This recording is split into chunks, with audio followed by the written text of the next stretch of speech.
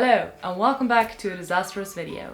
Today I thought about doing a tag because, believe it or not, but I got tagged again. I got tagged in the last video of Mason's tag marathon. If you don't know him, his tag marathon is probably a great way to get to know him. And let me convince you a little bit more. He is hilarious without using visual content to support his jokes. And if I haven't convinced you yet, maybe you're a fan of poetry because recently he has implemented a new segment into his weekly calendar in which he's reading poems that I believe he has written himself.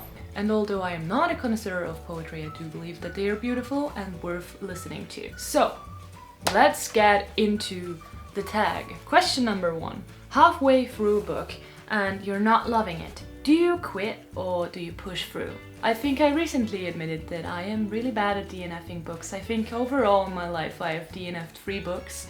And that I did over the course of the past 2 years. Every other book that I DNF'd unwillingly by losing it. Also, I do own books that I'd say myself that I'm in the middle of reading, but that I haven't touched for 10 years. They're not DNF'd, we're just on a break. Question number 2. The end of the year is approaching and you're so far from your reading goal, yet so close. Do you try to catch up? Honestly, I'm sorry to disappoint you, but I'm doing pretty fine with my reading goal. It didn't look too sweet, you know, around the middle of the year, but I managed to catch on and now I'm actually ahead of my reading game. Question number 3. You collected a series of books that you love, but the covers don't match. How do you cope? I'll have to get rid of the book, honestly.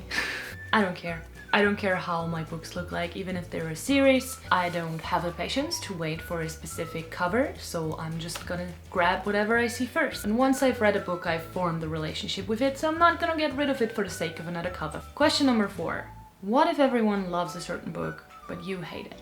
That's something that happens quite often to me, and I think I just got used to it. But don't get me wrong, I don't dislike popular things because of their popularity, and I'm always up to conversation and discussions about things, but I also have my point of view, and I like that to be respected as well. And I think that there is plenty of proof by now on the internet that I do like things that are really popular. Just to name 2 examples, like Twilight and Naruto, and I've also been criticized for liking those things.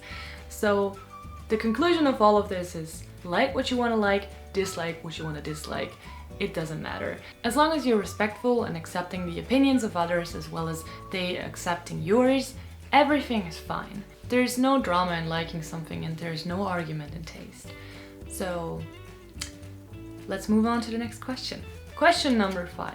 What do you do when someone asks to borrow one of your books? I say no.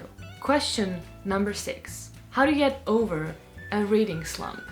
Reading slumps happen to me, as I said, and I don't really know how I get out of them. I think that at one point I just realized that I'm deprived of books, and by coincidence a book will find its way into my hands, and there will be a point in which I'll just look down at it and it will feel right, and then I'll start to read and then I'll overcome my reading slump. Question number 7.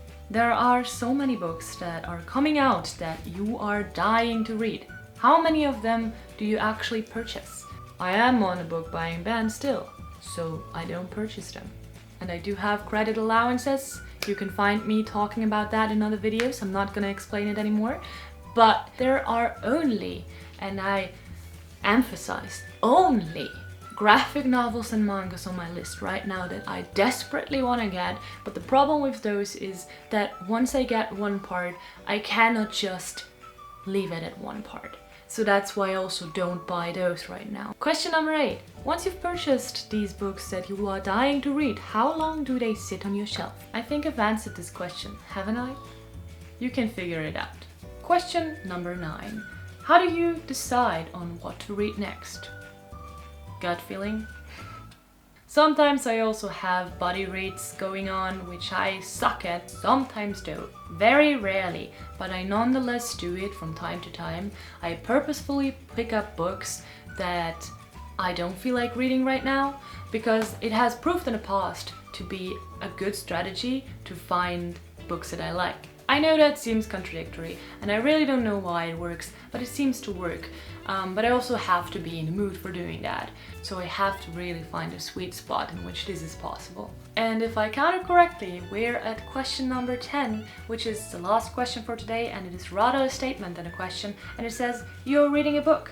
You are about to start crying in public. I guess the not formulated attached question to that is, what do you do about it? You know what? I do believe that that actually makes the people around me feel much more uncomfortable than I feel in that moment. I am kind of used to it. I've cried in public because of multiple reasons.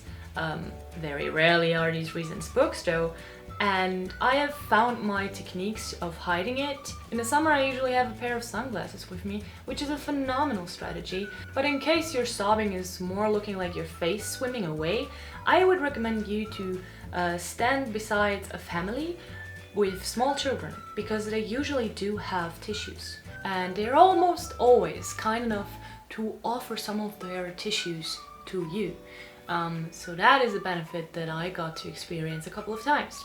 But besides that, crying in public because of a book, that must have been a phenomenal book, dude. You know, once you pass a certain number of having cried in public, it really just doesn't get that exciting anymore. Just embrace it. And the tissue trick. That is my advice for today. So, with that, we're at the end of the video. I hope you liked it. I tried to keep it quick. The sun was a son of a bitch, therefore you know, the lighting was a bit at random, but I hope you didn't mind. Also, I hope you have a great day, and I'll see you at another time in another video.